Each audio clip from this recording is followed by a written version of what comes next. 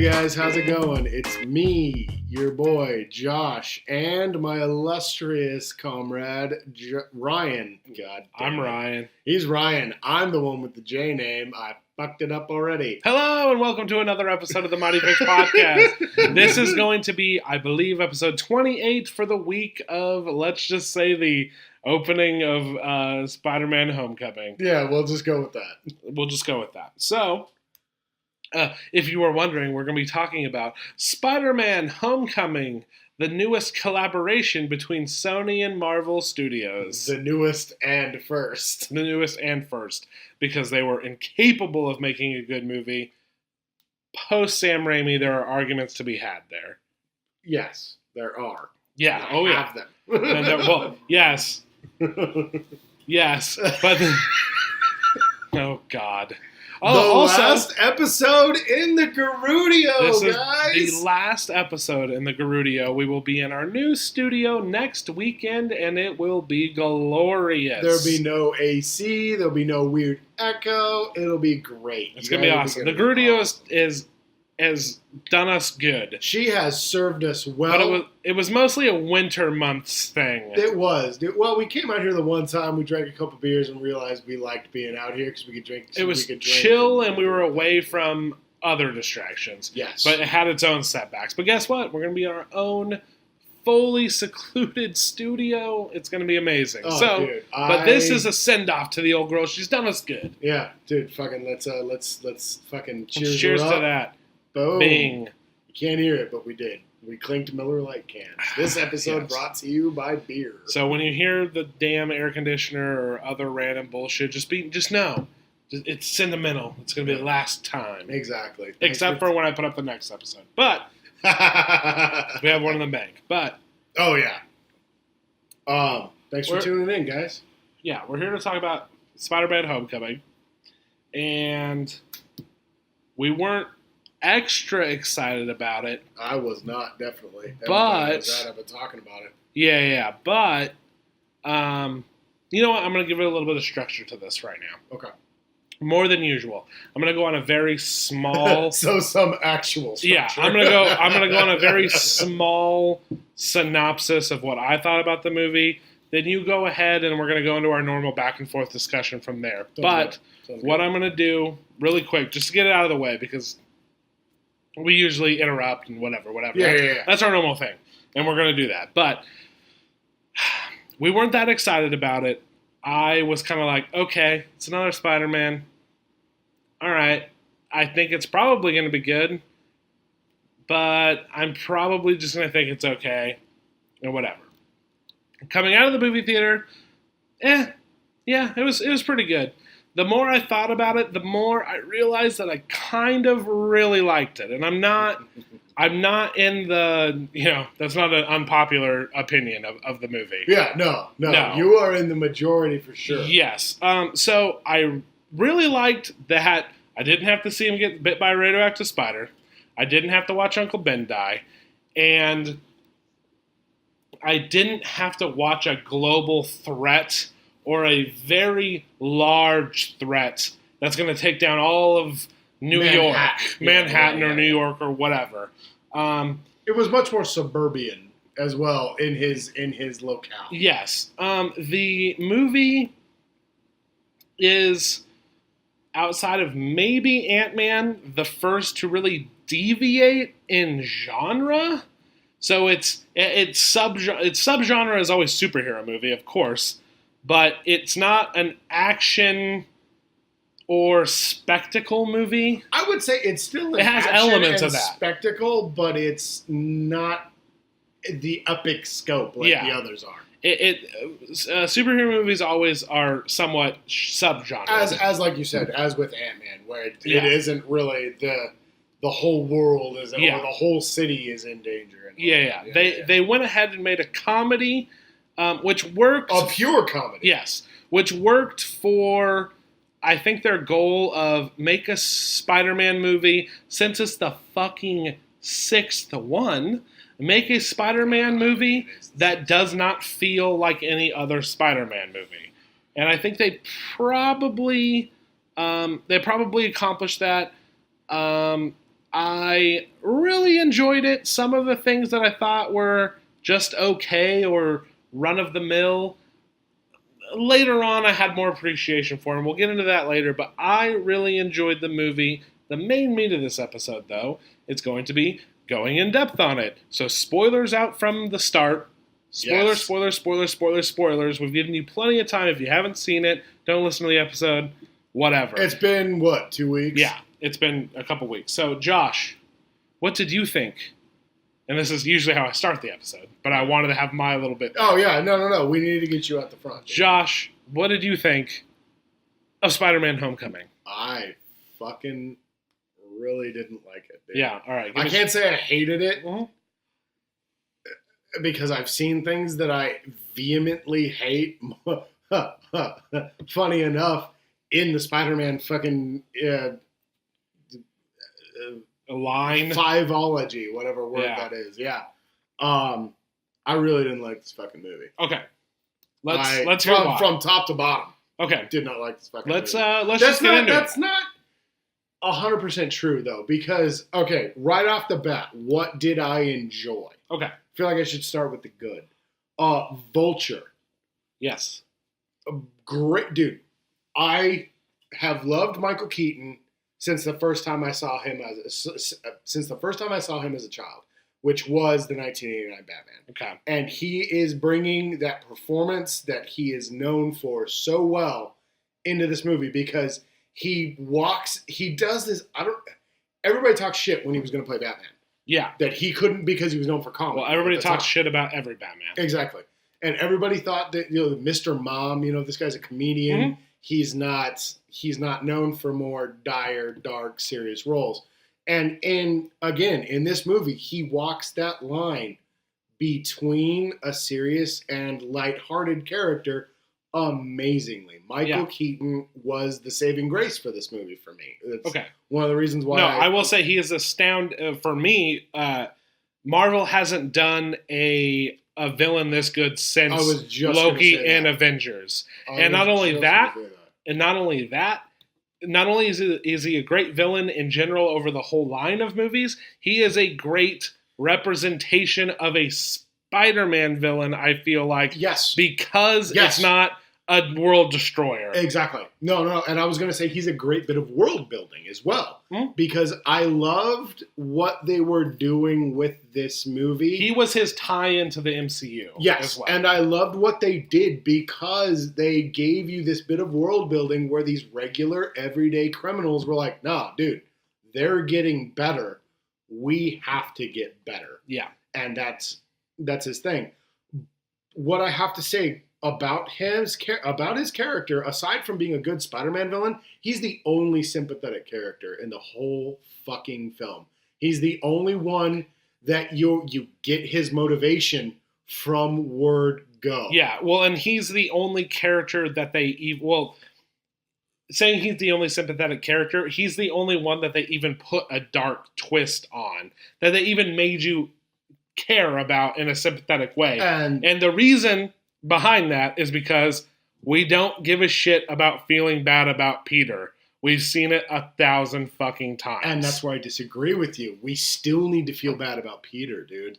What makes Spider-Man in the first movie of reintroducing him, I don't think so. I disagree with you entirely. Because what makes, and this is where I'm going to get into why I didn't like the movie, dude. No, And why go on with your positives. If that's the only positive you have, then Oh, no.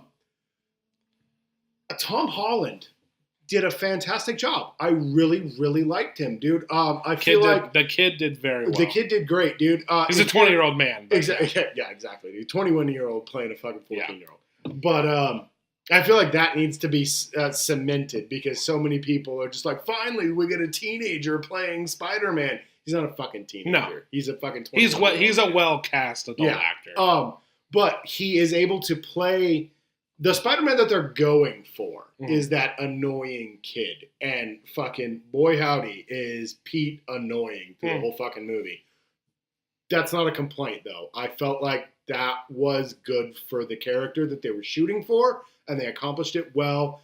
Pete is great. I thought he was great. Tom Holland was amazing in the role, especially the scene, which is a throwback to the old Pete lifting the heavy thing and fucking overcoming his limitations at one. It's a great panel of him lifting up this machine that's crashed on top of him, rising above. Yeah. That was a great moment and brilliantly acted by Holland. Probably the best acting he did in the whole fucking movie. The desperation he feels trapped underneath it's the turn in tone. Yeah, the panic. Dude, oh my God, just like help, somebody help me. Oh God, the panic that he felt real. Like we were saying, like it reminded me of that scene in Alien Covenant.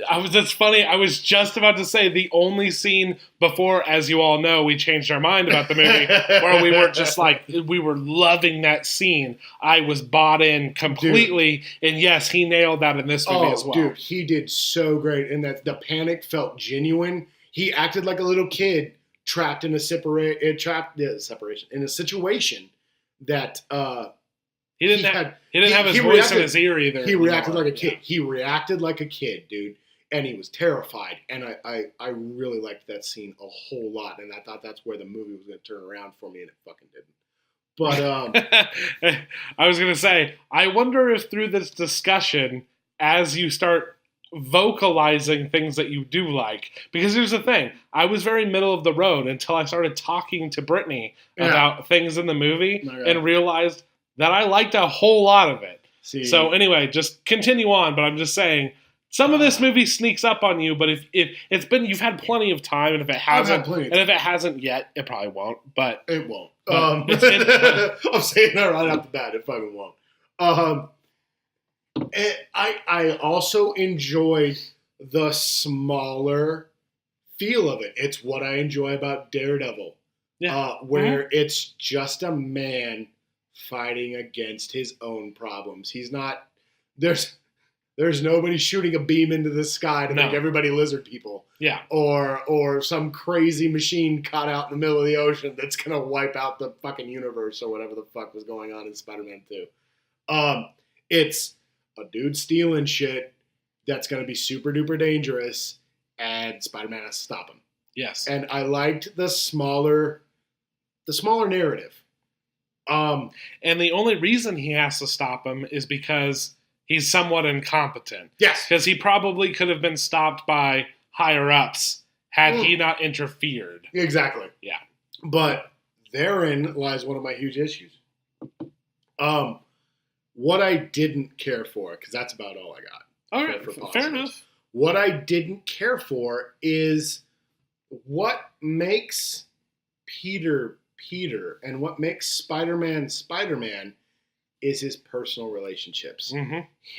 What goes on when he's not got the mask on. And also, like, I'm going to get into a bit of what goes on when he's got the mask on, but his relationship with Aunt May. Yes. His relationship at school, since we're going with the high school theme for this one. His personal life. Yeah, I know exactly where you're going. And exactly.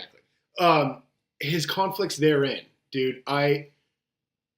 He's always got some kind of, and I remember making jokes earlier, like, but the prom's tomorrow and all that. He didn't care about any of that. No. And what bothered me the most was his relationship with Aunt May. Yes. She is an extremely important character in his life. And she's the only constant that he has. And in this, she's just there for hot Aunt May jokes. And that bothers the shit out of me. Everybody talks shit about the Amazing Spider-Man films. There is a moment in Amazing Spider-Man 1 that was so beautiful and so touching to me, dude, that really nailed Pete's secret life and his life with Aunt May so brilliantly. It's at the end of the movie, and she had asked him to get eggs on his way home. And he comes in at the end of the film beat to shit. He's all fucked up. His nose is broken. He's got a black eye. He's bloodied. And she's just like, oh my God, worrying over Pete's face and what has happened to him. And because she's so confused by this point in the movie, where has he been? What is going on? He's not talking to her. And he opens up his backpack and pulls the eggs out. It fucking kills me every time I see that movie. There was none of that in this film. There's no importance to him. Dude, she's his mom. Like, she takes care of him. He wants to do right by her. She is so inconsequential to this story. And it's just, you're holding it. No, I am. No, I wanted you to finish your thought. But She is so, it's just that she's so important to him, dude. Doing right by her, but not endangering her by letting her in on his secret life is so important too. He's got this huge conflict, and they did it really well. The relationship between Aunt May and Pete is done really, really well in the first Amazing Spider-Man film. And I gobble that part up, dude. I loved Martin Sheen and Sally Field as Aunt May and Uncle Ben, dude. Yes, we didn't get to watch the origin again, thank fucking Christ. But I feel like in dismissing that origin story, they dismissed a whole lot of what makes Pete Pete. And it sucked. The whole first half of this movie was putting me to sleep because there's nothing going on. He's just out there, and they're almost making a joke out of him being a small-time hero, and that made me angry. Pete loves his city, and that's why he does what he does. He's out there trying to protect everything and make it better, and I know he's got to learn the lesson of being a small-time hero, being okay, but it doesn't feel like he's learning the lesson of being a small-time hero is okay. It's just impressing Tony Stark. And that is the main drive for Pete through the whole movie, is making Tony cool so that he can keep his cool suit. And that is what ruins the movie for me. His best friend, is little more than a fanboy that just gushes over him the whole fucking time. And all he does is talk about how cool Spider-Man is. He's never a real friend. He's never a confidant. He's just this little fucking... Oh, God. All right. I give you a minute. Go ahead. Yeah. No, extend me the same courtesy. I got you. Okay. There is a meta aspect to this movie that is fully apparent throughout. Yes. Okay, so what you described is very good stuff and very, very, very necessary to the character. And you're 100% right. We've seen it already. So what? Yes, this is another movie, but we're rebooting it for the third fucking time. Mm-hmm. And they would be retarded. And I know that's a bad word.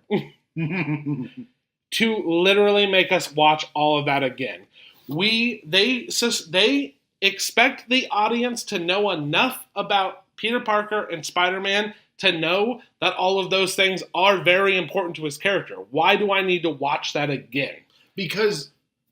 I'm sorry. Go Why, but I'm saying... Well, no. I would let you respond to that. Why do I need to watch that again? Because, dude, it's just... You want to watch the same thing 3 times? No. I'm not saying that we need to do the same melodrama between him and Mary Jane. We need to do the same angst. I'm not saying that we need to retread that, but we need to touch upon it, dude. And none of it was touched upon at all, dude. Everyone in his life that is a part of that secondary cast, that are his friends and his loved ones, characters that are important to Pete, don't fucking matter. He's conflicted about this decathlon that he's got. The biggest conflict that he's got in his personal life is going to that decathlon that he didn't even fucking care about in the first place. He didn't even want to go to it. The only reason that he goes on it is because it coincides with somewhere else that he needs to go as superhero Pete. Yes. Who fucking cares? Pete doesn't care. I don't fucking care. We need personal life conflicts. His girlfriend, the lady that he's interested in, is such a plot device. Who gives a shit about her? Like, he doesn't care about her almost, but he's into her, and we're supposed to believe that he's into her. No. Who cares?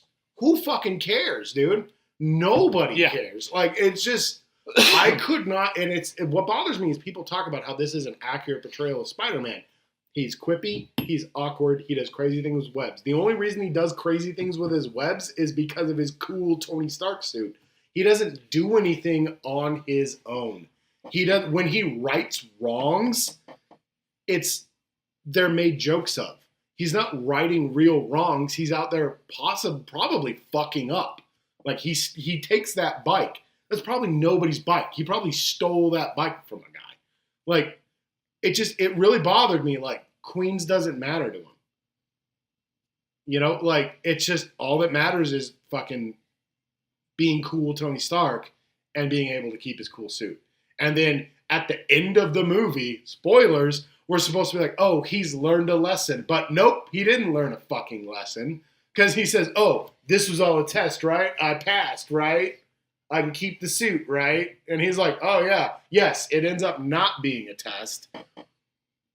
Who cares? He didn't fucking care. He just wanted to keep this fucking suit. It's all that mattered. I'm gonna go way back, but for the record on way back. For the record on that one, I went way up. he had already lost the suit. He thought that he was gonna get that new suit and that he was gonna go back to having no suit. The suit was a gift at the end. Yeah, but it just, the point is it didn't have any impact. I was gonna say it felt okay to me, but it was just a random joke jab at the end of like, this is a test, right? Yeah. Like he's smart, he knows, like, or he doesn't know what's going on anymore. He's a young kid, whatever. Yeah. But at the same time, like that's beyond the point. All right, let's go way back to when. Well, like we were saying, dude, with the personal life and stuff. Again, none of it fucking little bit of a meta aspect going into this movie that you need to understand. And I'm not saying that you don't understand this. We've been fucking theory crafting and going all over this. And this is going to play into my biggest gripe with it when we get into it. Okay. But, okay, yeah, I don't really want to see all this shit again, but it is important to his character. And I wonder, and like you said, it's not even implied. I get what you're saying. Like, it should at least be implied or have a little bit of stuff going on there. He says in dialogue, oh, well, I don't want to do this for Aunt May. Oh, no. Or, oh, I can't with do all this she for my dealt friends. with and blah, blah, blah, blah, blah, blah, blah. Yeah. But it's. I feel like when they threw out Uncle Ben, they threw the baby out with the bathwater and just got rid of everything that made Pete a real person. Yeah. That's fine. I really can't argue that. Mm-hmm. But at the same time, I'm like, you can't argue with that. At the same time, I'm just like, but you already know that about Spider-Man. And I think almost even the general audiences know that about Spider-Man. But like, I feel like we need to do some show, don't tell.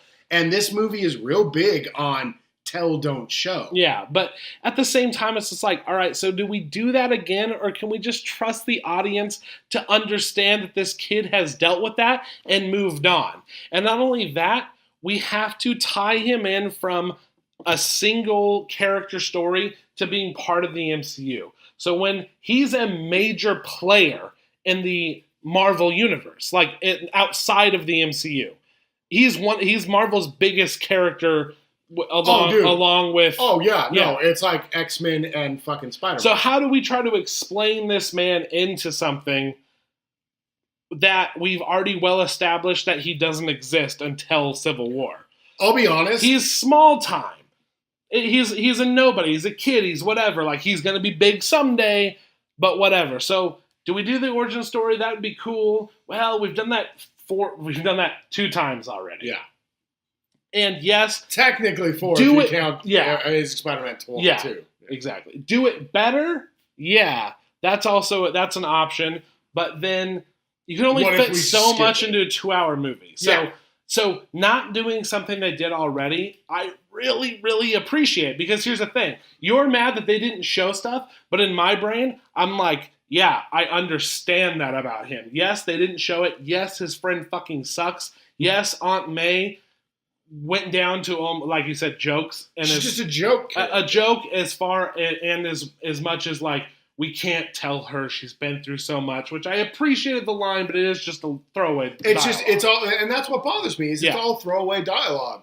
There's no, like, me being concerned, you know? Mhm. And it's just like, and on top of that, dude, and this bothered me on just like a normal level, Pete never has wounds. You see him go through these fights, and he's busted up, but the next time you see Pete, whenever he's at home or whatever at school, nothing. He's fine. And it's like, no, dude, that would have added a little bit of depth to me, where somebody's just like, yo, black eye, what happened? You know, or something like that. Just like you compared it to Ant-Man. Mm-hmm. The way that they did his, like, I have to do this for my kid. Yeah. But it wasn't overarching, and it wasn't... No, if we're talking about who did it better, Ant-Man or this... Yes, that's exactly what I'm talking about. Ant-Man, but I didn't watch Ant-Man do this 2 other times.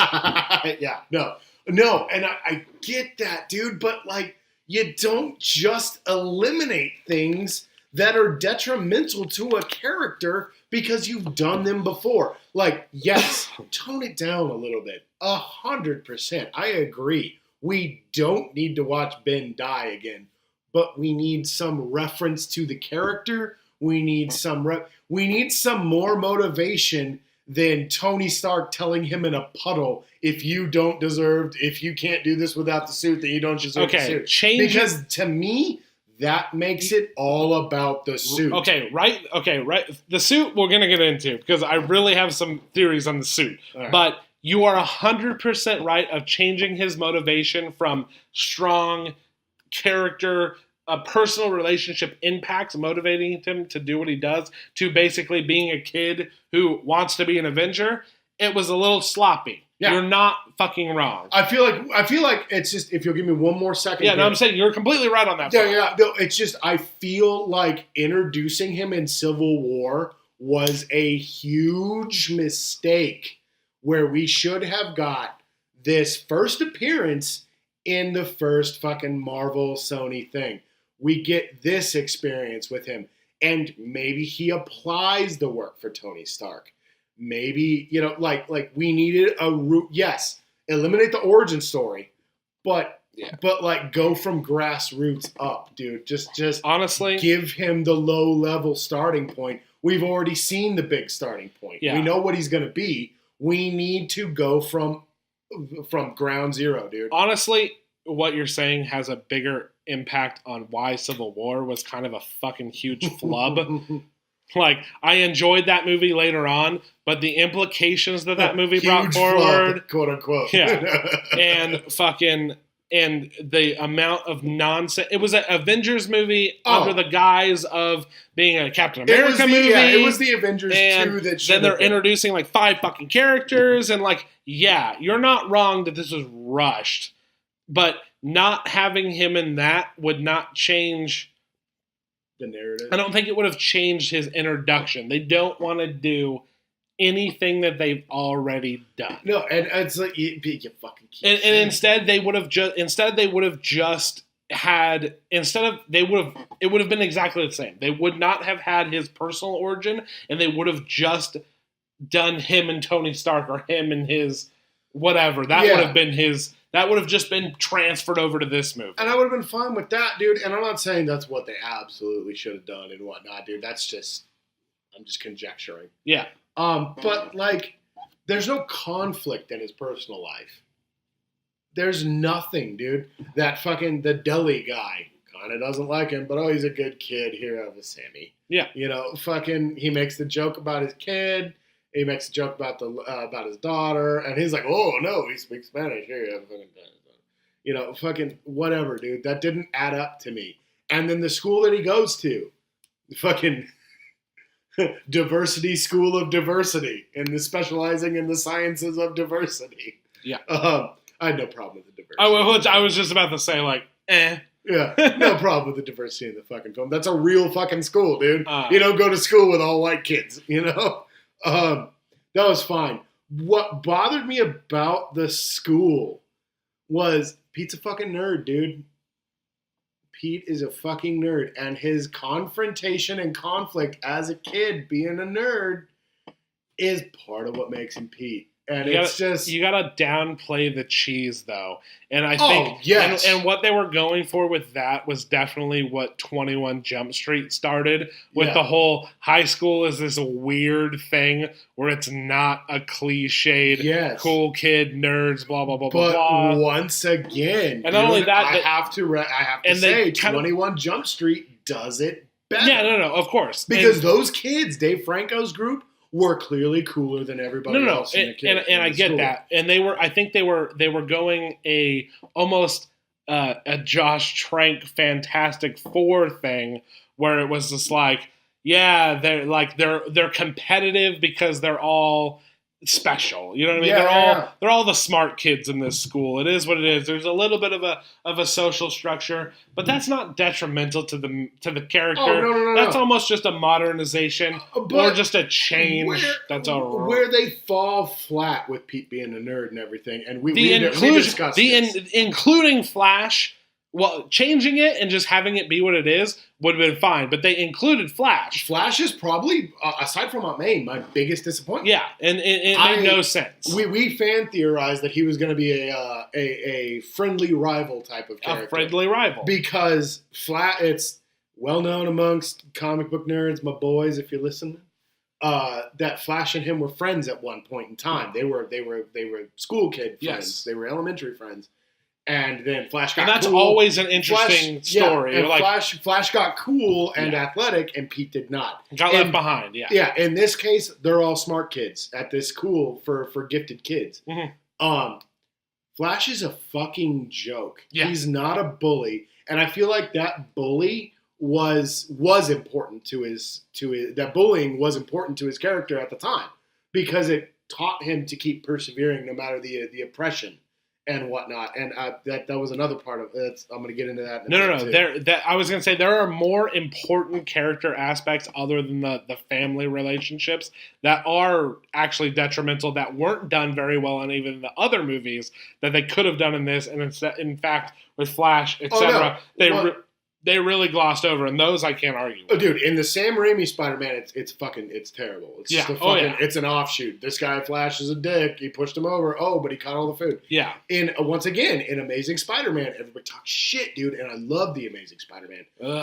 You get Flash picking on him for the whole. I know you hate it. I'm just like, if this whole argument is going to be about what Amazing Spider-Man did good, I'm just kind of like, you're gonna be so. I'm going to be so mad. You're gonna be so because mad yes, because I Flash, love that movie. Flash dude. played a good character for 5 minutes until it was like, oh, now we all feel sorry for Peter. He was in. This is, and I always edit this out, but I'm going to keep this in. Yes, this was fucking. Honest trailers like, oh, Peter was just an attractive, smart, funny loser. And fucking and the thing is that Flash gave up being a bully 5 fucking minutes into that movie. Yeah, but at least he doesn't just disappear like he does in the Sam Raimi films. Oh yeah. No, so I'm not. I'm yeah, never. No. I'm never gonna pick Sam Raimi. And you're fucking dude. Sam Raimi did some right shit. Fuck. When it came to Origin, yes. Yeah, where was I? Fuck, where was I? There's a point in Amazing Spider-Man where he's picking on him through the whole fucking. I'm not gonna stop. I know. I'm not gonna stop. That's fine. No. I'm dealing. Amazing Spider-Man 1, he's picking on him and fucking shoving him and doing all kinds of fucking dickhead shit and just being a prick. And then after Uncle Ben dies, At the end of the day, they were friends. Yeah, you get the genuine part where Flash is like, dude, I understand. Uncle Ben died. And there was never. Flash is just terribly misdone in this. I don't know if that's a word. He's done wrong. No. In this film, dude. He's more of a weasel. He's not an obstacle. He's not an antagonist. No one fucking likes or appreciates this guy. And that was the thing, was that Flash was cooler than Pete. More than being a bully, Flash was cooler than Pete for all the reasons that Pete could be cool. Yes. What we talked about it before the movie came out, that like you were talking about, well, like I'm interested in what they're gonna do with this. And I told you, like, bro, they're gonna change a lot of this. Oh. And I'm okay with that. When it comes to, you kept Flash in, so you should have at least made it somewhat similar. The friendly rivalry idea that you had was yeah. great. They fell flat on their face with that because they wanted him to be a bully in a new, cooler way or and whatever. And they could have done that. And it didn't make any sense. He had one insult. It was Penis Parker. Yeah. It was never funny. He was lucky to get that DJ thing. Nobody thought he was cool. They all kind of were like, oh yeah, we're going to have Peter do this. Like, you're a fucking dumbass. Yeah. Like whatever they were trying with him, it didn't work. And you're right. It eliminates all conflict for him. It eliminates all conflict for him in his personal life. Yeah. And on top of that, well, his school life at least. His school life, yeah. Which I knew they were gonna try to make it. I knew they were gonna try to make it where he flourished there. Yeah. But I thought that there was gonna be somebody who gave him a little bit of friction. Kind of roadblock. Yeah, exactly. Yeah. And they didn't. No. And we'll get into his fucking best friend as well that you brought up earlier in your rant. I hated that kid. Which I completely agree. I thought I was going to like him, and he was so pointless. From a filmmaking, just plot, storytelling angle, he was worthless and obnoxious. Yeah, dude, no, I was expecting, to reference a high school best friend story, Superbad. I was expecting a Seth and, God, what was Michael Cera's name in the film? Evan. Evan. I was expecting a Seth and Evan type of relationship, where, he finds out and he pokes fun at him, then all of a sudden gives him some shit. No, and they even set this up where it's like, oh man, he's Spider-Man, so he's like coming up and I'm getting left behind. Maybe. Yes. And I didn't want it to be too heavy, but it was just like, yo, bro, I know you left because you were Spider-Man, but he's just calling you Penis Parker, so we'll hang out later. Exactly. And I was like, his characters, at that point, his character became worthless. Exactly. He became the man in the chair, which was servicing a joke. Yeah. But and a lot of this movie services a joke. Yeah. Well, dude, it's kind of my problem with a lot of comics. It's a general. Yeah. It's what bothers my boss. It's what God. I'm on one right now. You're on the first episode of Ryan and Josh argue about a movie. It's what bothers me a lot about not just the film, but comics in general, dude. Where you boil down to a character to his base shit, and you try to fucking go with that. Like, Logan's crazy and fucking murderous and hairy. Fuck all the character development. That's what he does. Scott is dedicated to his cause.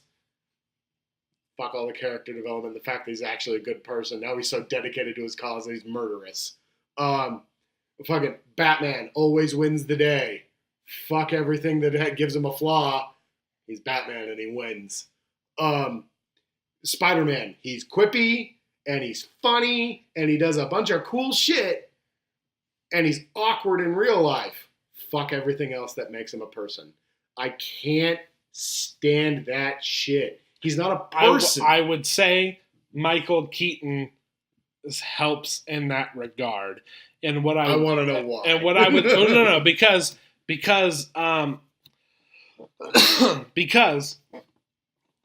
while you're right, they stripped out everything they had done before, and like I said, I appreciate that. So we're boiling down to. Dude, I'm talking about this movie and using examples. I'm not saying like they should have done it like fucking Zach Webb did. No. I'm saying no. But and I agree with you, motivations and blah blah blah blah blah blah blah.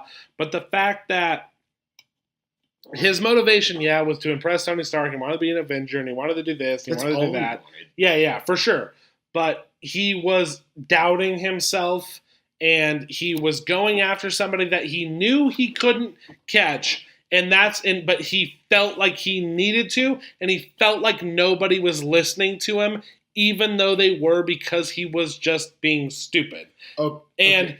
And the fact that this person really did find him to be a threat, and really, when he was like, confronted him and made him like, he was like, no, I am onto something. I am doing something. And it gave him purpose again. And they did that part of the movie right. And yes, I enjoyed the other parts because they were funny. They were cool. I kind of liked what they were doing. Yes, they stripped out everything else. But like I said, for me, I had seen it already. And while I agree, if you look at it from this as an introduction, it was lacking. But for somebody like me, I've seen all this bullshit so many times. I just wanted to see. Remember when I was talking about Amazing Spider-Man and I fucking hated that movie? Yeah, oh yeah. And then I was like, don't worry, about that. Amazing Spider-Man 2, we're going to be over all this shit and he's just going to be Spider-Man. And then, no, it was just, let's fucking double down on that shit in the second one. Dude, the problem with Amazing Spider-Man 2 is it's like 9 different movies into Yes. one fucking movie. That movie sucks. So yes, I was so angry. the at how Vulture bad that being movie. such a good villain and actually being a Spider-Man Oh. villain, not just a I fucking hate everybody villain. Yeah, exactly. Not being just a villain in general. And I loved the joke. Okay, this is another good thing I thought. I loved the joke they make out of the Shocker. Because the Shocker, The Shocker. fucking sucks, dude. He Yeah. is the worst villain. And I loved that they made a joke out of him. Pete can totally ow, ow, ow, done. Like, that's it, dude. Yeah. And I loved the way they did No, Shocker. and the thing of and what the Shocker played into Vulture's character, where it Yes. was like he murdered him, and it wasn't particularly on purpose. He was kind One of the best jokes in the whole fucking movie. I thought that was the fucking anti-gravity gun. Yeah. It was like, no, dude. and then he kind of just like doubled down, like, well, fuck it, like I'm Oh, yeah. badass now. Oh yeah, no, dude. He had gotten that taste of blood. He was ready to go. No, dude. And once again, dude, that's the thing, dude. Is Vulture had an arc. Yeah, Pete did not. No, And I felt like that was you're talking about him. I was going to interrupt you, and I didn't want to be a no, that's fine. But dude, I don't know where you're talking about this point of Pete doubting himself. He never doubts himself through the whole fucking movie. He's always right. He knows what's going on. He can totally handle it. He's got it all in the bag. Everything's cool. Until it isn't. And then it isn't. And he never fucking, he's just like, oh, well, I guess I should just stop then. You know, and it's, Sure enough, you're not completely wrong on that point. I'm I 100% right. I took it more as when it came down to him on the boat, he was not 100% sure that was a great idea. Oh, I was, dude. No, he was, dude. His fucking whole like, ooh, when it fucking didn't work, fucking sold me on the fact that because I was with you. I was like, oh, he's not sure this is gonna work. He's trying his hardest, and then but it never felt like he was just like, oh fuck, you know, like I'm trying. It never felt like that to me. It felt like this is gonna work. Yeah, no. I got all this shit. Ha ha! Hey, Spider-Man, go, Spider-Man! Yeah. And it doesn't For work. sure. That mixed with his reality check from Tony, though, it really did just drag him down. Again, a good moment acted by both. Like, dude, Both of them. Yeah, both of them. Tom Holland's holding a good amount of ground against experienced actor Robert Downey Jr., dude, Yeah. and selling it just as well. The whole like people could have died. He's like, Yeah. I just wanted to do what you did, and he's like, I thought that you'd be better than Yeah. me. I really enjoyed that scene. This is why And that's I not did. This is why I say I didn't hate it, because there were great scenes and Vulture's so great, and the interaction on the rooftop between. I was going to say, but Tony Vulture, and Pete. yes, you have to give a credit to Vulture himself, but you have to realize that there's a relationship there that works between the two of them. Oh yeah. And no, I wasn't dude. sure that Peter, like, I really did not know what Peter's mindset was getting out of that car, whether or not he thought it was worth it. And like you said, that led to one of his best performances, one of the best scenes, and all that. Like, Great scene. it went Fantastic great. scene. Before that, yes, it was, and like that's the arc for me. Is he was like, I was a nobody, and it's what we didn't see, and that's the thing. I think they're trusting the audience to understand Okay. Spider-Man, and then what we didn't see leading up to Civil War. Now he's like, I'm the fucking big boy. It's like, but nobody took him seriously, and then fucking Well, and like, but that's one of my problems with it is the video you're introduced to Spider-Man through in Civil War, and also is touched on in this film, is him stopping that car and fucking, against the bus and everything, and he's fucking holding the, doing all this cool shit. He never does any of that in this movie, dude. They make a joke out of him. Yeah, and that was the thing. That was the thing where I thought there was a huge failing. Spider-Man does a great job, but they do at the same time when he's confined as a kid to his local area. Something doesn't happen every time, and that's why they had the bank robbery happen. Yeah, the ATM robbery. Yeah, I have a problem with the ATM robbery, and my biggest problem with the ATM robbery was this was a great point to introduce some conflict. Mm-hmm. Spider-Man was there, and arguably to blame for what happened to the deli. I most definitely did not want to see that happen. That's a personal thing for me. Really? That's a personal thing for me. I hate. Hate. This is a Superman 2 thing? I hate the whole idea of like, screw you. Oh, yeah. Screw you, Spider-Man. I hate you, man. That's because it's done so cheesy in fucking every movie. know. No, dude. There needs to be, and this is what I'm talking about with conflict, dude. You need to have that group that's just like fucking Spider-Man, because there's a reason the Daily Planet sells papers. Not the Daily Planet. Oh my God. Speaking of Superman.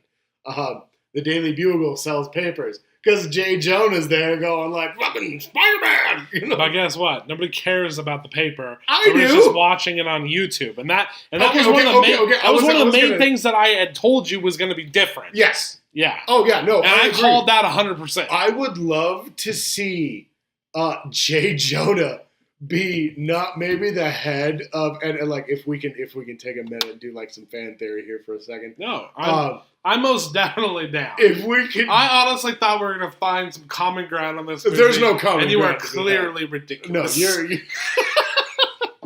No, you're just a gross fanboy that I can't tolerate. Yes, I'm a fanboy of a character I know nothing about. You just gobble up anything with a Spider-Man with the Spider-Man name on it. You know what? That's true. No, that's fair. That's not true. No, that's fair. I've seen every movie. So have I. Yeah, we're fake fighting, by the way. yeah, we're having an argument. Yeah, no, but I'm saying we're not genuinely upset. Oh, yeah, no, nobody's mad. Oh, God, what the fuck was I talking about? Oh, yeah, no, I would love to see J. Jonah become a kind of, like you were talking about the YouTube generation and everything. Who's that guy? Okay. You know who I'm talking about, right? God, I just wonder... whole fucking, like, they're making the frogs gay guy. Oh, my God, yeah. Yeah. To do a conspiracy theorist...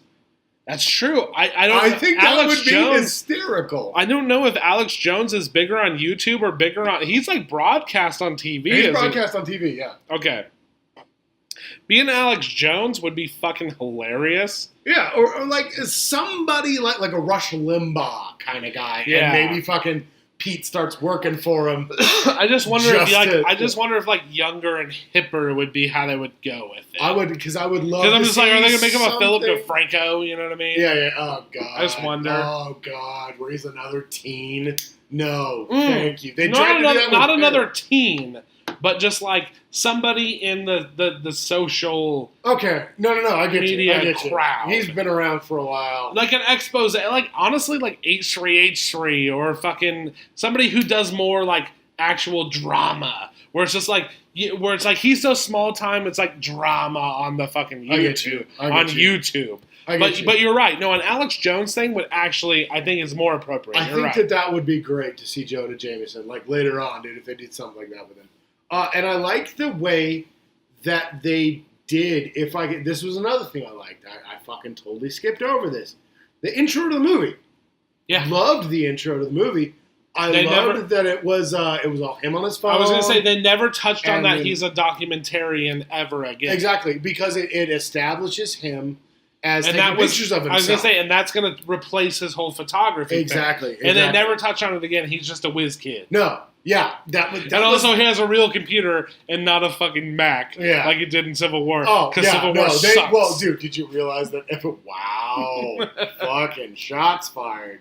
Oh, this movie that's funny. This movie didn't make me hate this movie. This movie made me hate Civil War even more. You were saying that. I want you to elaborate on that, man. Let me elaborate. So because you've been real cagey about that. Yes, I have, because I really want to talk about it. We were the listeners have not heard us fully nerd on the amount of theory crafting we do when it comes to the MCU, and why I was so infuriated by Civil War that I later on was like, okay, as a movie it is pretty good, but here's the thing, they gotta fix some stuff. And I was expecting them to fix some stuff. Well, because like I was saying, throwing the baby out with the bathwater. And that's what happened. They never Winter did. Soldier. They never did. They're gonna ignore the fact that there is a huge fucking cloud over half of the goddamn Avengers. Yeah. Like, there is that they're in turmoil and everybody's mad at each other.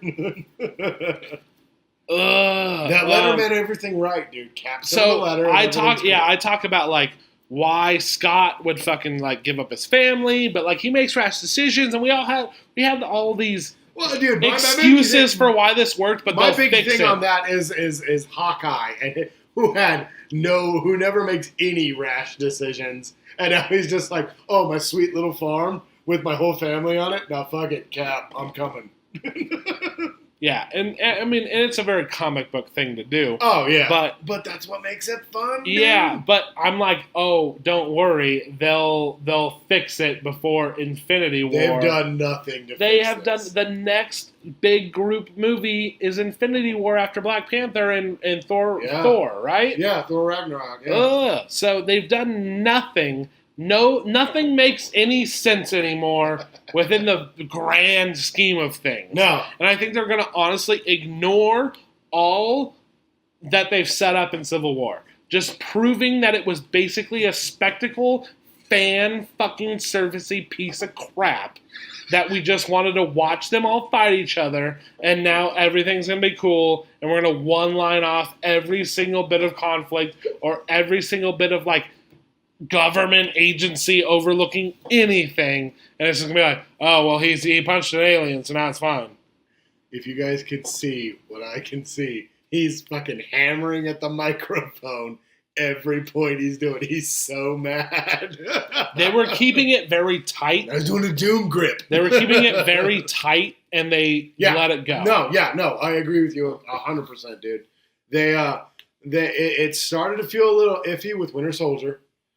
Yeah, but I was like, well, let's see what they do. Yeah, no, and then Civil War came out, and they were just like, no. Well, Avengers 2 came out. Yeah, and it had nothing to do with anything. And nothing had to do with anything, and then Civil War came out, and everything was just done. That dude, Civil War was the coffin nail. Yeah, and while I like Tony, like, basically talking good about Cap and all that, like, I like they're still friends at the end of the day. It's just kind of like little quips and stuff of just like, it's kind of a joke that there was conflict and now it's over. Yeah. I'm like, no, that has serious fucking implications. What is Scott doing with his family? Exactly. Fucking, like, what is Hawkeye up to? Like, where is Cap? Yeah. Like, what is he doing? Is Tony secretly helping him? I did like the way... And, like, brilliant performance on Hannibal Buress' part. I thought he was great in the movie. Yeah, no. I'm pretty sure this guy's a war criminal. Martin Starr and fucking Hannibal Buress and all the comedic actors, they killed it. Yeah, dude. Even Donald Glover, who I can't fucking stand. Yeah. I thought he was great, dude. But a nice little cameo, too, for the fucking Prowler. Anybody that knows. I really... I loved Hannibal Buress as just like, I'm pretty sure this guy's a war criminal now. But I got to show these videos. I loved the Cap PSAs. They were great because it was very Cap. Yeah. But like you said, dude, no, I agree with you. They treat and then they're moving things out of Stark Tower, and it's got Cap's new shield and Thor's magic belt and all this stuff. And it's like, yeah, those are great one-offs. what the are these supposed to be hints or something? You Do remember, these... you remember when I talked about Lost and the fact that like they would set up things and then just brush them off with things like, oh yeah, remember that polar bear? Fuck, that was weird. That is what they're doing with the conflict set up within Civil War. If you'll give me a second here Mhm. on Lost and being pissed off about Revelations, the numbers in Lost, did you hang in long enough to find out what was up with the numbers? No. Oh. Jacob just likes numbers. Oh, I was going to say, they put them in a computer. It has nothing to do with anything. They Jacob just likes broadcast numbers. it Jacob just for likes no numbers. reason. Yeah, exactly. No, Jacob just likes numbers. Yeah. No, and that's what I'm saying. What? I'm like, all right, well, where does everybody stand right now? They're going to at least have a little piece talking about that. And they did. And you know what it was? It's all whatever. Cap. He would have fucked you up if he wanted to, but he's my bro. Yeah. And I'm just like, what the fuck? They don't care at all about making any of this make sense. No. And No, dude. No, they don't. They don't at all. No, they're all going to be friends again. They're all going to stop Thanos, and that's just the end of the day. And that is, once again, what I hate about comic books and what I hate about the way the movies are going right now, dude. I can't stand it anymore. It's really starting to wear thin on me. Like, legit, dude. Superhero movies. Logan was so refreshing to me. Yeah. But, like, everything since has just been like... No, and this didn't weigh down on my fatigue at all, though. I actually really liked that I didn't have to watch a superhero fucking wonder about his powers. And let's get to the suit here for a second, because you bring it up a lot. I really like that suit, man. Fuck that suit. I really, really, really, really like that he was impressed with the suit until it started overstepping its bounds, and he was like, bruh, I just want my normal webs back. And he was able to perform better with no suit than he was when the suit was unlocked. Oh, no, I like what you're saying. I like what you're saying here, dude, because I really enjoyed him webbing the plane and trying to get it to turn, dude, and knowing that what he wanted to do was going to do what he wanted to do. Yeah, he used... Which is why I thought the suit was He used stupid. the unlocked suit to its full potential one time, but even before that time, he was arguing with the suit of why it was changing things, and he was not ready for it, and he realized he didn't like it anyway, and I think that it was just a cool little... They didn't need to do it, but they actually did bring it back by him being like, it wasn't working the way he was used to. You want to know why I didn't like the suit, dude? Sure. And I'm going to tell you right now, dude, what you're saying right now kind of plays into it. He argued with the suit. It was the whole, we're so sick of Tobey Maguire narrating everything. Oh, let's not do it in Amazing Spider-Man. Why doesn't Pete have any inner monologue anymore? Where's his inner monologue? This is fan reactions too. These are legit. Okay. Why doesn't Pete have an inner monologue? He never talks to himself. Blah, blah, blah, blah, blah. Oh, well, people hated Tobey Maguire narrating. People hated the fact that Andrew Garfield didn't talk to himself. We'll put a Lady Jarvis in and have him talk to that. Jennifer Connelly, I believe. No way. Yeah. Huh. She's beautiful. That's the truth. Jennifer Connelly's beautiful, and like I did like, what was it, Karen? He was gonna call her. Mm-hmm. I did like the bit, but at the same time, I was just like, this is the whole reason he has this shit. Yes. This is fucking stupid. And while it did play its part how you're portraying it, I really to make the eyes move like they fucking do in the comics. Yeah, and I really, really liked the fact that he wanted her there because he liked being able to talk to her, but he didn't really want her to fuck with his thing. He was like, no, I don't want instant kill mode. No, I don't want all these stupid web configurations.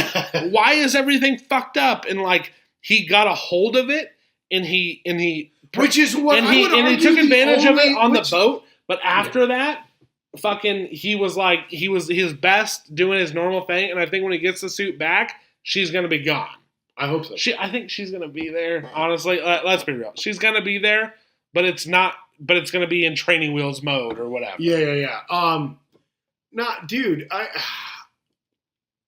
I like. While it could have done without it whatsoever, Oh, but yeah. the fact that they actually did comment on the fact that he did not like how intrusive it Yes. was. Yeah. He wanted to rely on his spidey sense and what have you. Dude, can we And that's talk a big about, point of can we- contention. I was gonna say, can we talk about spider sense? Yeah, we can. I loved it in this movie. That's another thing that I did enjoy. So did I. So subtle. There was no camera angle or like weird vibration They didn't or anything. theatrically show he a walks- representation of it. When you get the big reveal that the girl without a last name. Okay, fuck you. You know, fuck you. I dude. know that I'm not. I found out I'm not in a small. No, dude, camp. you're in a majority. Everybody was like, "Wow, what a fresh little twist," and I was for it. I was like, "Oh my god!" When he answered the door, I thought he was there to ambush him.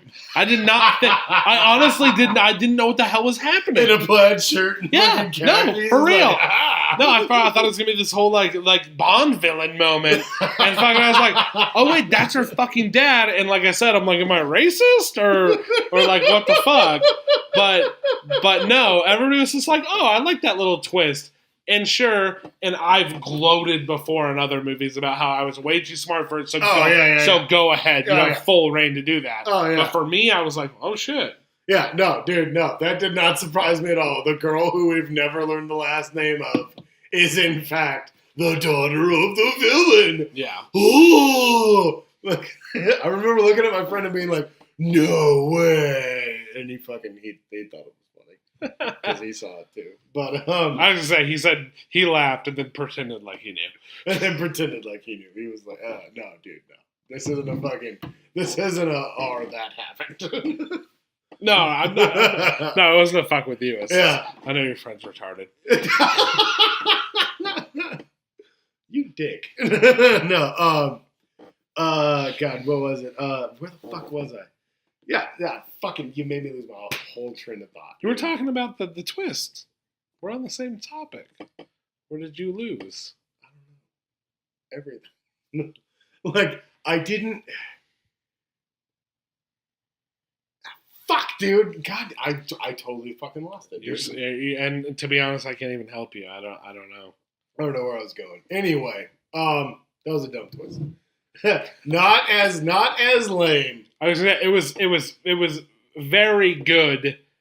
Even if you saw it coming, it was a different twist than it made it just played into Vulture's character even better. Yeah. It was not as bad or as telegraphed or as obvious as, oh, of course she's MJ. No. The MJ thing, it was. We'll talk about it. It had some like teen comedy tropes in it. Yeah. And the quirky female friend, I was like, oh, okay, I really like her. I was like, I'm a sucker for that. I think she's funny. I like that. Zendaya, whatever. And then I was like, who cares? And then I was like, oh shit, she's back again. Oh shit, she's back again. All right, well, she's somebody who matters. Yeah. Let me guess, her name's Mary or some bullshit. Yeah. And then at the end, Nope. Michelle something. My friends call me MJ. No way. Yeah. Yeah, no, that was funny because he called her Michelle, and I was like, really? I was not expecting her name to be Michelle. And then they said, my friends call me MJ, and I was like, yeah, of course they fucking do. I guess she's not Mary Jane anymore. Yeah, she's Michelle, whatever. Yeah, whatever. Yeah, I was just like, oh, lame. Who cares? Whatever. But I did enjoy her character until she overstayed her welcome to the point where I was suspicious of her. Oh yeah. And then I was like, no, dude. What I hated was that you got what was going on the whole time. Yeah.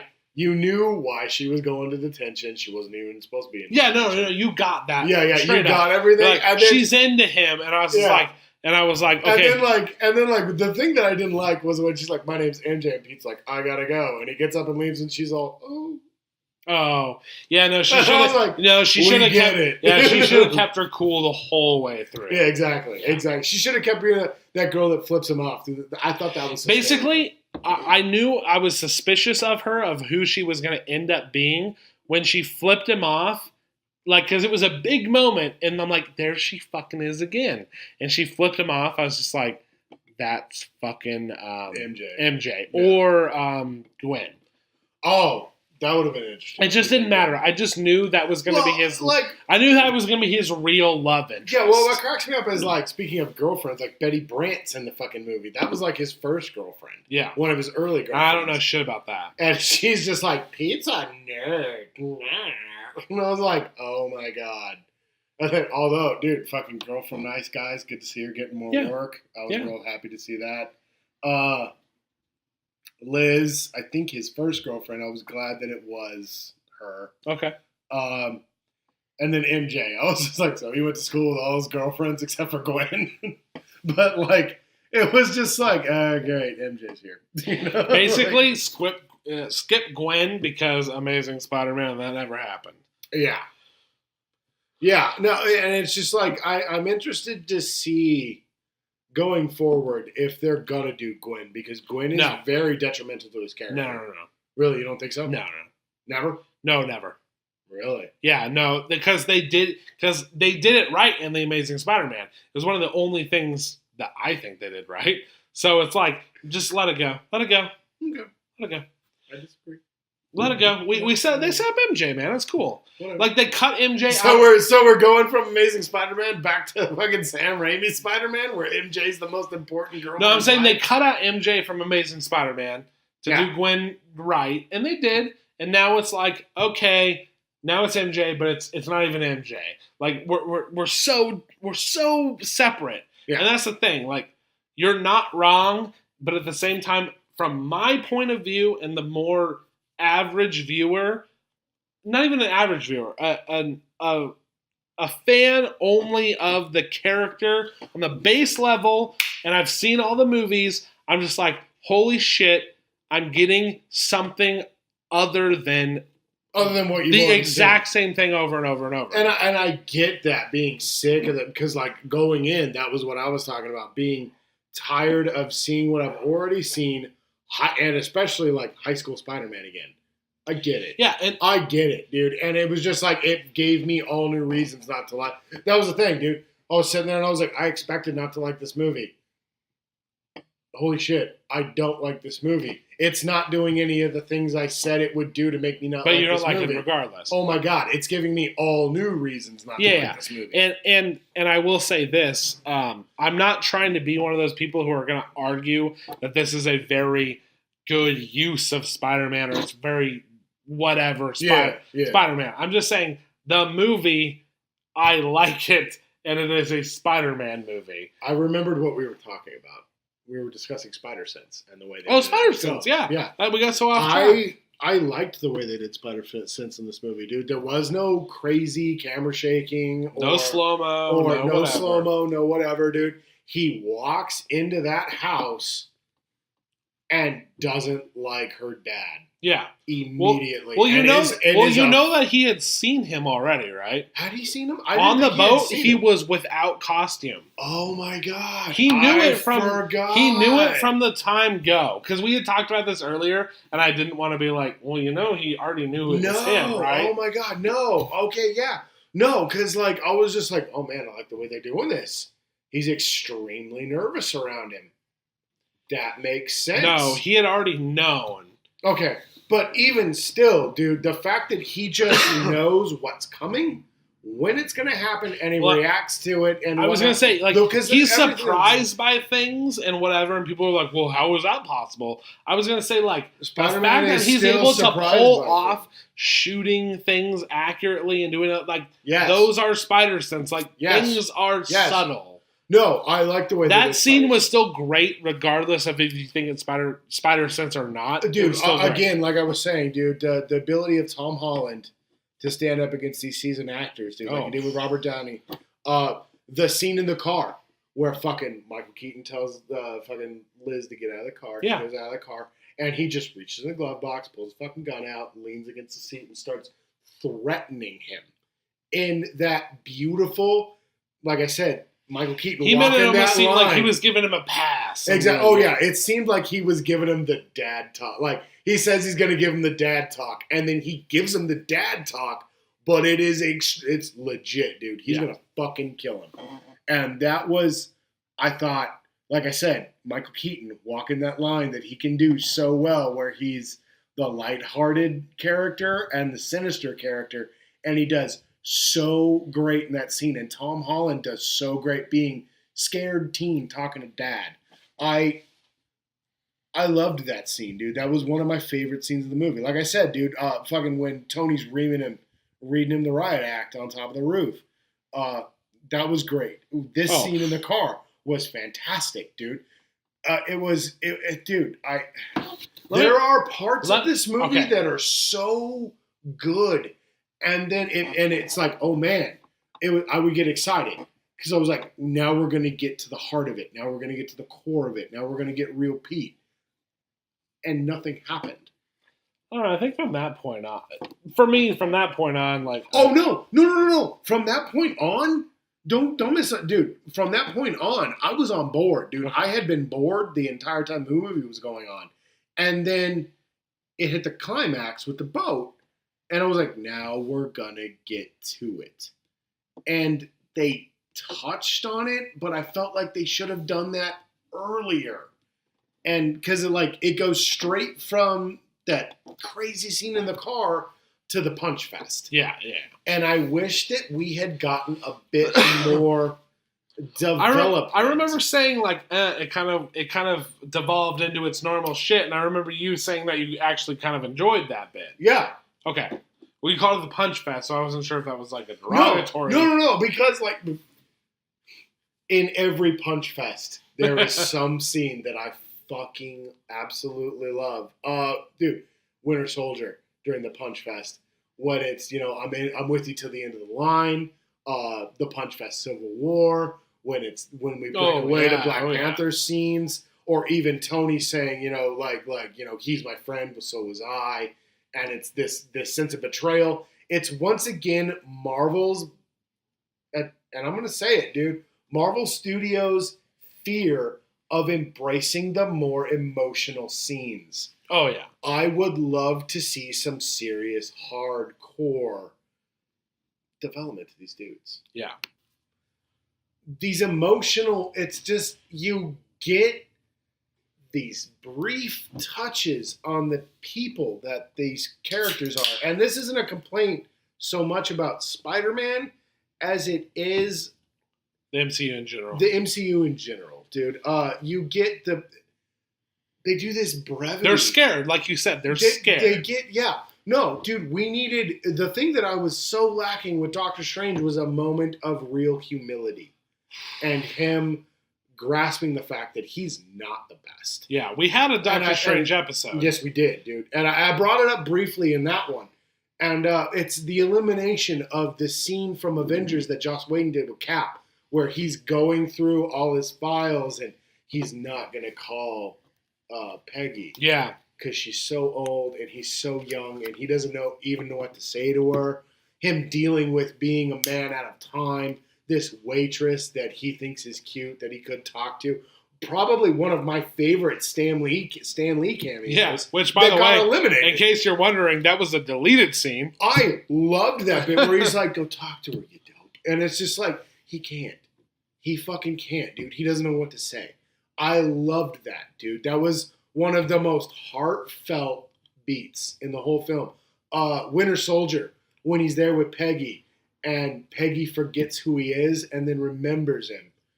She sees him for the first time, again. And she's like, Steve, it's been so long, dude. Fucking, it gets me, every time, dude. Iron Man 3, pleading with Jarvis not to go, dude. It's just, that's his only guy. Yeah. That's his guy, or when he goes and visits Happy and he tells, it's just, Iron Man 3 did a decent job, dude. Where they were just like, hey, fucking tune it to Downton Abbey at this time, dude. He thinks it's elegant. I loved that bit with him and Happy in the hospital, dude. I thought that was great. But they have a real seeming fear of doing these emotional parts where they're detrimental. And that is my problem with Spider-Man, dude. No. Those emotional bits with him and Aunt May, those are important, dude. Those are important because it's not just, they're more, it seems like the further we go along, and this is why I loved Guardians. This does not change my opinion is, that Guardians is some of the best shit that dude, Marvel's done. Guardians and Ant-Man both, dude. They both go for it with the emotional bits, dude. And I love it, dude. Fucking Scott's dedication to his kid. The great relationship he has with his ex-wife. And her new husband. Yeah. Guardians. The bit where he finds out about his... Guardians 2. Yeah. Especially. Guardians 2 is... Oh, God. Especially. Everything with Yondu. Dude, fucking... He may have been your father, but he's not your daddy. Mm-hmm. Oh, my God, dude. Fucking... That gets me every time, dude. And then... Which, by the way, shout out to fucking James Gunn fucking... collaborating with my boy Edgar Wright on making sure they didn't have the same songs. No shit, dude. That was super funny when I found that out. When he finds out, you know, the big reveal about what happened to his mom. Oh, it tears my they heart managed out, to make an action scene have such emotional so much weight, dude. I love that bit, dude. You're not and not it's just wrong. None of that happens in most of these movies, and I feel like, no, guys, go there. Logan was not afraid to, and it's I keep referencing Logan. No, but course, Logan it's the best. We'll just say it right now. It's the best superhero movie ever made. Oh yeah, no, without a doubt, dude. And that's my thing, dude. Is it just like even the Nolan Batman movies, dude? They miss the point where these are people. Lego Batman did it 1,000 times better. Yeah. Oh my God. Yes, dude. When he's staring at the picture. Yeah. Oh God. Oh. Save the city again. You would have been proud of me. Oh yeah. You would have been proud. I think you would have been proud of me today. Oh yeah, the old gang. You know. And then he goes back into mode. But like, dude, just to like, I think you'd have been real proud of me today, dude. I was sitting in the theater, just like, yeah, looking at you, trying not to fucking show that I'm choking up. But like. You need that. Yeah. You really, really need that. And I would have loved if it was a missed opportunity in Spider-Man Homecoming to do a quick reference back to Uncle Ben. That's not, you don't need to do the origin story, but a quick, like, with great power comes great responsibility.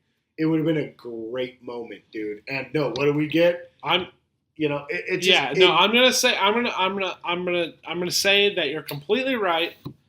For me, however, while you're right, you are right. They changed. And this is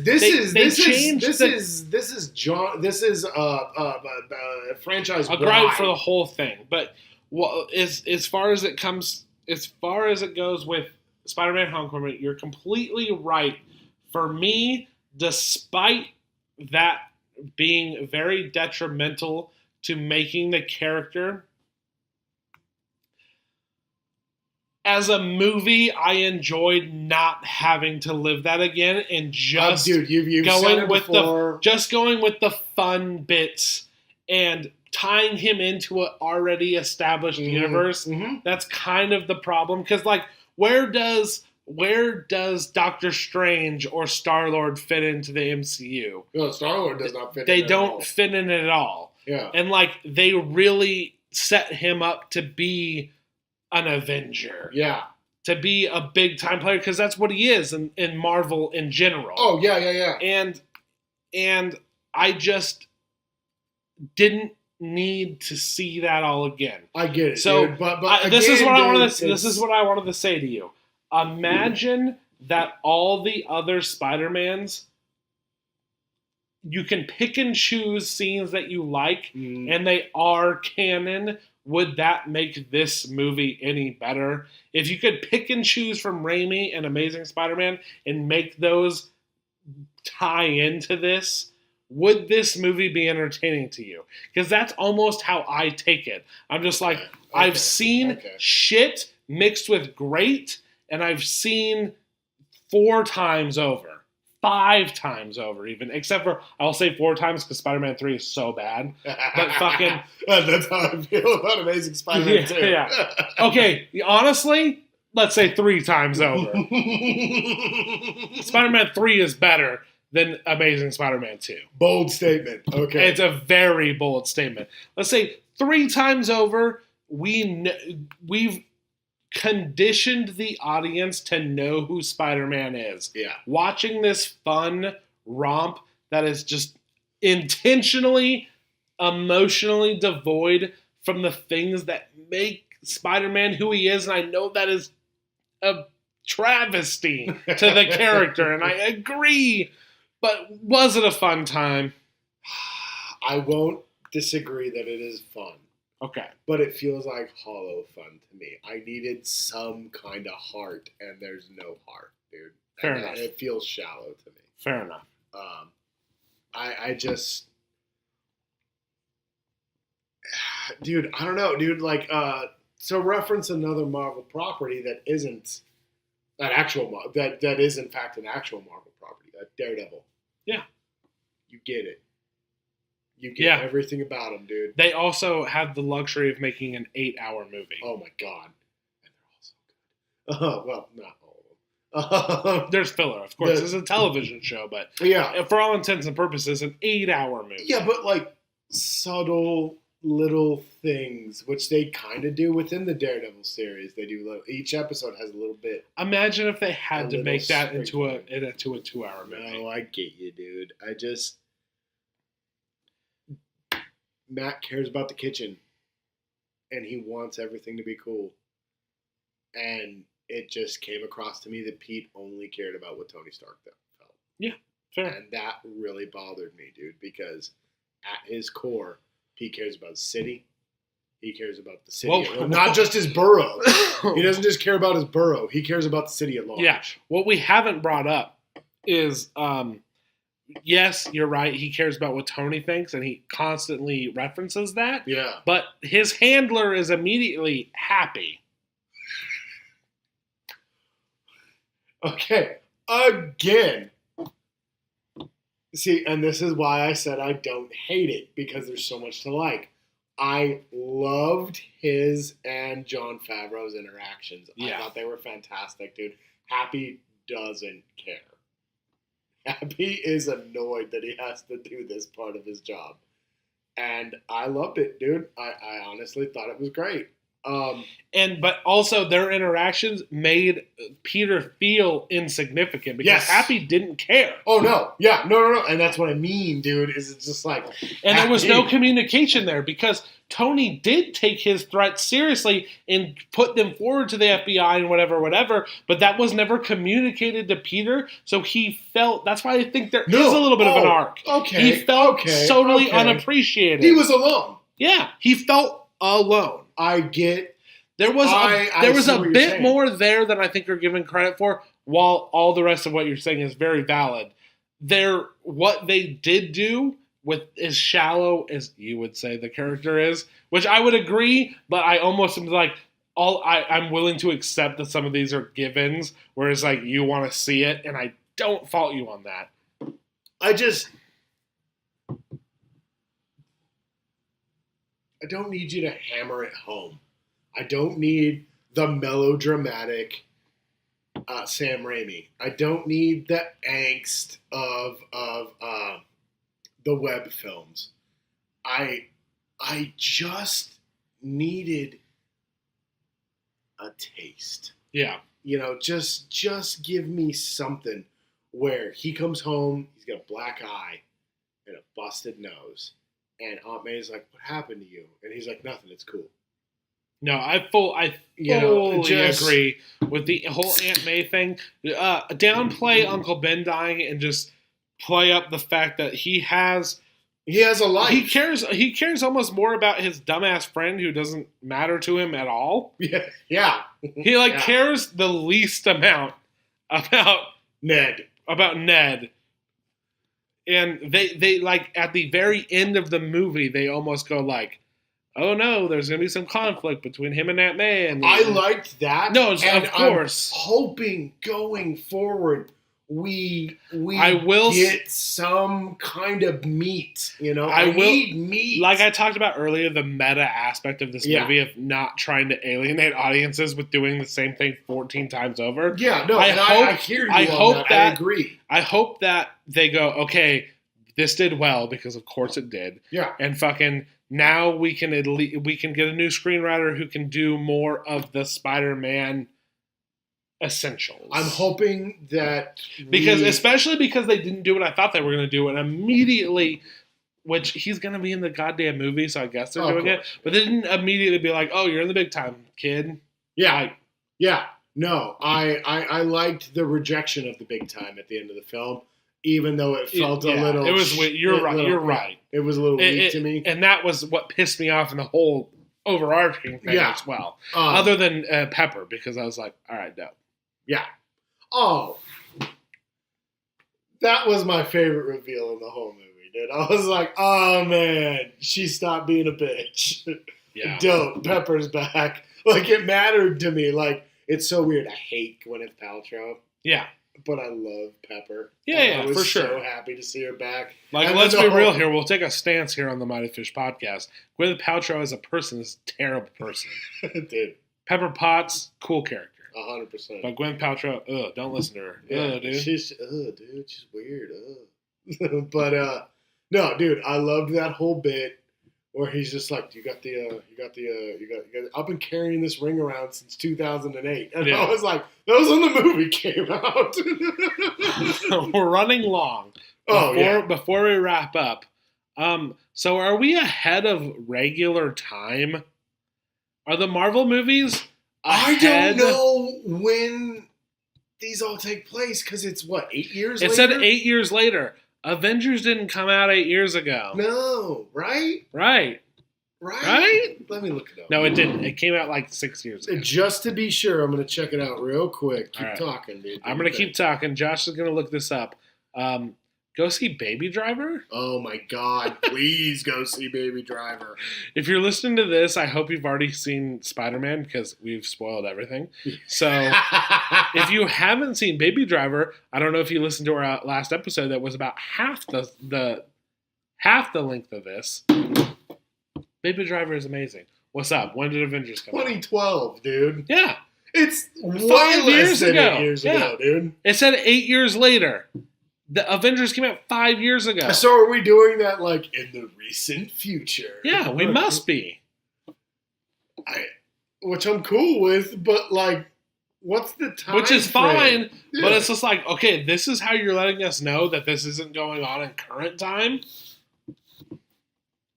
That this is a disconnected from reality thing, which obviously it is. It's a movie. But well, like you said, obviously it is. This is a movie. Like, we know. But it's weird that, like, a movie that came out 5 years ago, you're referencing it and then saying 8 years later for a movie that's coming out 5 years later. Yeah. Weird? Yeah. Well, like, there's a lot of weird bits like that in the movie where you're not sure where it rests with the rest of the MCU. All the MCU doesn't fucking make any sense. No. We were just talking about that. That's my biggest gripe. Dude, none of it makes any sense anymore, dude. Fucking, like, I was talking to you the other day about it. I was like, Kevin Feige said, "Oh yeah, there could be Power Man in a movie. Probably not the same Power Man." And I was just like, "You fucking dick." Yeah. So, closing arguments here. Closing arguments. I don't think we're gonna find a middle ground. No, probably not. I don't like the movie. That's not gonna change. I see some of your arguments. I respect them. And I understand what you're saying. Yeah. It isn't what we've seen before, and that gives it a lot of points. But that's not everything. But we haven't seen Prometheus before. Hadn't we? Hadn't we seen all 4 different movies that are in Prometheus? Right. Spider-Man Homecoming is something that we haven't seen before, and I'll agree with that.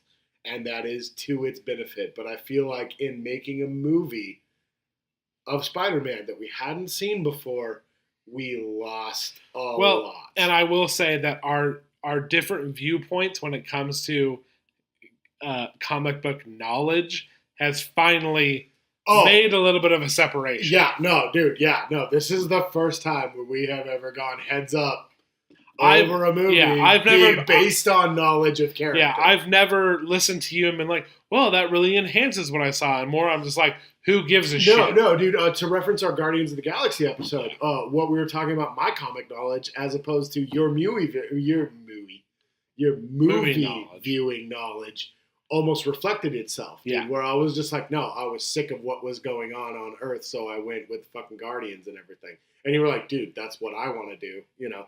Yeah. And unfortunately in this case, dude, it's been a hindrance for the two of us. Yeah. I think this is the first movie where we've ever adamantly disagreed. Yeah. Me, I didn't like Kong a whole lot, but we didn't, found but a middle we were ground able to find a middle ground. of Yeah. where I was like, I almost don't like it because of what it could have been. Yeah. But I enjoy it for what it was. But Kong is probably our one other conflict less to yeah. this, dude. You don't like the movie? What, Homecoming? Homecoming. I fucking know. Yeah. I can't, dude. It's- I want to. I understand all your arguments. Yeah. They all make sense. Which I hope, like, my arguments for why it's not a good movie make sense. I can't, Like I said, dude. you're not wrong. I'm not going to say, but you're an asshole. I was going to say, you're going to pull a Walter on me. But I will say that in a world where superhero fatigue is a real thing, yeah. the fact that I enjoyed this movie much more than I thought I was going to, I honestly thought this has been an hour and a half episode. I thought this episode was going to be, yeah, it was all right. And you were going to be like, yeah, it was okay. Oh, no, because we made the joke where we were going to do like, yeah, it was all right. It was all right. And then we were just going to and then was just going to cut it. And it was going to be that. I enjoyed it a lot. And it stuck with me a lot more than something like fucking Doctor Strange. Like, I hate to say it that something like this I enjoyed more than Doctor Strange. Wow. Like, I don't know what to say. I don't know why. I don't know what to say either. I don't know why it's good, but also everybody agrees with me, so it's all good. Yeah. No. Yeah. No. I'm the dickhead in this argument for sure, dude. Yeah. Dude. Well, let's just put it this way. If you give me there's the big cynics on YouTube. They're the biggest assholes in the world, and they like this movie. Yeah, they like this movie a lot. If you'll give me 1 second to say one closing thing. arguments. Like I said, I'm in the majority, so I'm more interested in your point of view. I have heard and read so many statements to where this is the most accurate portrayal of Spider-Man. I will never say that. Well, you don't read the comics. This is the most accurate comic portrayal to Spider-Man that I have begun to think that I have been reading Spider-Man wrong for 20 years. I don't know what I'm missing, dude. And it bothers me. It really does bother me that I don't like the movie, dude. Another shout out, which I said I would that I normally edit out, but I will keep this one in. A very good. It's a funny. She does this thing where she manages to compare things that are seemingly completely different, but at the end of her video, she talks about the Raimi versus this movie. Yeah. Jenny Nicholson. If you don't watch Jenny Nicholson, you are not screwing yourself. a real fan of anything. Yeah. And you're a piece of crap. Oh, yeah. Go watch her take on this movie. She talks about the difference between what Raimi did and what this movie did. Very great. And also compares it to the old cartoon Hey Arnold. Yeah, she compares the New York that exists in this movie versus Hey Arnold. It's amazing. Dude, She is like uncomedically and just purely genuine, dude. She is a delight, dude. Jenny Nicholson is one of the best on YouTube right now. I love her. She's great. She's top tier. Her ideas for her videos are ridiculous. I don't know how she thinks of these things. She talks about the most random, most genuinely humorous person I've ever seen. Yeah. No, her comparisons to things like Rogue One versus The Good Dinosaur. Yeah. Oh. The random observations she has, we can only hope to be that good. Dude, she's ridiculous. She's amazing. She has a show on Screen Rant. You can watch it if you want. Her main channel. Go and watch it immediately. For sure, yeah. Don't even listen to us. No, we could never be anywhere that good. She is amazing. So, yeah, this is the end of the Garudio era Should we of play the Mighty Danny Boy? of the Mighty Fish podcast. It's been real. It's been fun. It's been real fun. It's been real fun, dude. I'm a misser, dude. Honestly, the fact that it's been hot as shit in here. Yeah. And the weird audio. I kind of sad to see her go, dude. Yeah. It'll be weird, but there will be one more episode in the Garudio. It's already recorded. Yeah, previously recorded. We front loaded. Enjoy that one. When we come back after the weekend of the 28th, we'll be in the new studio. We got to do all the moving and everything. Yeah, and it'll be dope. But thank you very, very much. This is Thanks, guys. Momentous occasion. And find us on all major podcasting apps. Google Play. Rate and review on whatever site you're capable of doing. Yeah, if you're on Google Play, if you're on iTunes, if you're on any other one, because comment on Ryan's dying on the podcast. I was going to say, they're all pulling from the same shit. Give us a thumbs up or whatever. It helps us a lot. Yeah. We're Mighty Fish Productions on YouTube. We are twitch.tv/Mighty Fish Productions. That's actually going to be something eventually. We have a Twitter that we're trying to be more active on. At Mighty Fish Pod. Yeah, we're working on it, guys. We're trying to come up, be more socially active so that we're out there so that you guys know what we're doing. At Mighty Fish Pod. Yep. I, as always, have been your number one host, Rye Dog. And I am still the Josher. Oh, yes. Nailed and we will see you next time.